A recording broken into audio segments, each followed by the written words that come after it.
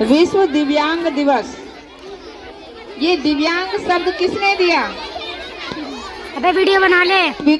पहले विकलांग शब्द था, विकलांग की जगह जो दिव्यांग शब्द यानी दिव्य अंग वाले बच्चों का जो दिया है, तो किसने दिया है ये नाम?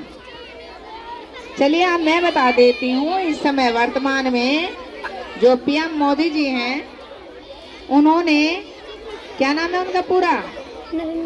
श्री दामोदर दास नरेंद्र मोदी जी, उन्होंने दिव्यांग शब्द का संबोधन दिया है जो बेहद प्यारा है। तो दिव्यांगता 21 तरह की होती है। पहले 7 तरह की हुआ करती थी। बच्चे ध्यान दीजिएगा, आपसे भी पूछा जा सकता है। और हमारे एसकेवी चंदन नगर में 15 प्रकार की दिव्यांगता वाले बच्चे हैं। और आपको मैं बता दूं, ये बच्चे बहुत ही ज्यादा संवेदनशील होते हैं। पूरा राइट जितना आपका है उससे ज्यादा इन बच्चों का है। किसी भी क्षेत्र में हो, इन बच्चों का संघर्ष आपसे ज्यादा होता है। आपको इन्हीं से संबंधित मैं 2 केस बता देती हूँ। हमारे स्कूल में तो हैं ही एक से एक विशेष प्रकार की बुद्धि वाले बच्चे, लेकिन मैं इनसे अलग हटकर कुछ बताऊंगी जो बड़े पदों पर आसीन हो चुकी हैं बच्चियां। एक नाम है उम्मुल खैर।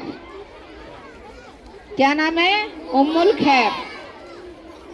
उस बच्ची को हड्डियों की कमजोरी ऐसी कि जरा सी ठोकर लगते ही हड्डी क्या हो जाती है? टूट जाती है। तो 16 बार उसकी हड्डियां टूटी, सर्जरी हुई। और वो बच्ची मेरे लिए सबसे, पूरी इंडिया क्या पूरे दुनिया में कहो तो सबसे ज्यादा सर्वश्रेष्ठ स्थान रखने वाली वो बच्ची है।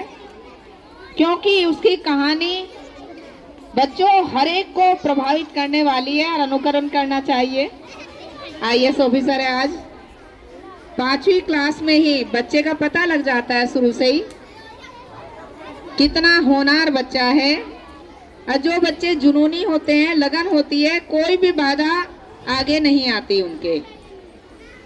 और वो सभी टीचर्स गुरुओं के क्या हो जाते हैं? बहुत करीबी हो जाते हैं, बहुत लाडले प्यारे प्यारी वो बन जाते हैं। तो मेरे पास ज्यादा समय नहीं है, 2 मिनट का ले लूं क्या? हाँ।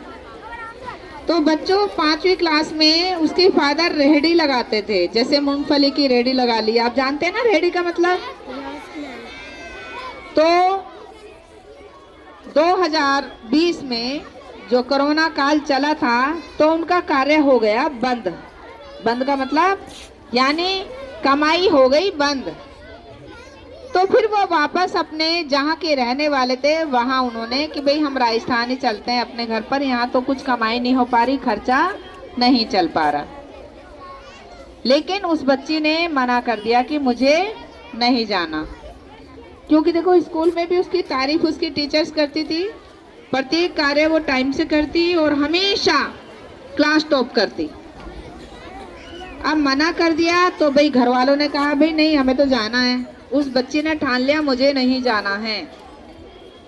और उसने एक टूटा फूटा कमरा ऐसा लिया, 50 रुपए था। त्रिलोकपुरी जानते हो ना? कुछ नाम सुना है आपने? आपकी दिल्ली में ही त्रिलोकपुरी है। Yes ma'am. पटपड़गंज के बराबर में। नाम सुना है? मयूर विहार पटपड़गंज के बीच में है। वहां वो रहती थी। और उसके बाद उसने ट्यूशन पढ़ाना शुरू किया अपने ही क्लास के बच्चों को। यानी 5वीं क्लास की 5वीं के बच्चों को पढ़ाती थी। होनहार थी, तेज बुद्धि की थी। थोड़े थोड़े पैसे लेना, 10, 20, 25 बच्चे अपना इकट्ठे होते गए और उसने अपना खर्चा चलाना, यानी कम से कम जितनी आय होती ट्यूशन से उतना ही वो पैसा कमा पाती थी। ठीक। बाद में उसने पढ़ाई करते करते यानी कि चोटें भी लगी, हड्डियां भी टूटी, सर्जरी भी हुई। उसके बाद उसने जेएनयू से पीएचडी किया, जवाहरलाल नेहरू यूनिवर्सिटी से। और वहीं उसने आगे की एजुकेशन ली 12th के बाद। अब बाद में आप जानते हैं आईएएस का एग्जाम उसने क्लियर किया और आज वो आईएएस ऑफिसर है। आज वो, आप सोचिए अपने डिपार्टमेंट की, जैसे बड़े डीएम वगैरह बनते हैं ना, पूरे जिले के मालिक, ऐसे ही अपने पूरे विभाग की वो अपने डायरेक्टर हैं, या जो भी बड़े पद पर आसीन हैं। आज बंगला है, गाड़ी है, नौकर हैं, चाकर हैं, उनका नाम है। ठीक, तो देखिए ऐसे ही मैं अपने साथ काम करने वाले एक वंदना रस्तोगी का नाम बताती हूँ, जो आज डीयू में है। पहले हमारे साथ थी वो, हिंदी की प्रवक्ता, ब्लाइंड थी वो। इसी तरह एक और थे जितेंद्र श्रीवास्तव, कौन? पीजीटी हैं, लेक्चरर हैं, वो भी ब्लाइंड। सोचो जरा, अगर हम 1 मिनट के लिए आंख बंद करते हैं तो कितनी चीजों से हम टकरा जाते हैं, कितने व्याकुल होते हैं, पता है ना बेटा। और वो सोचो पूरी लाइफ, और कैसे उन्होंने अपनी पढ़ाई की, सुन करके ही तो। और आज वो अन्य बच्चों को पढ़ा रहे हैं, तो है ना हिम्मत। तो क्लैपिंग करो बच्चों के लिए। उदाहरण तो अनेक भरे पड़े हैं, लेकिन वही बात है, समय की कमी है, प्रोग्राम भी होने हैं। ठीक है, अब अपना माइक जो मैं इंदु मैडम को देना चाहूंगी, आगे के प्रोग्राम कराएं।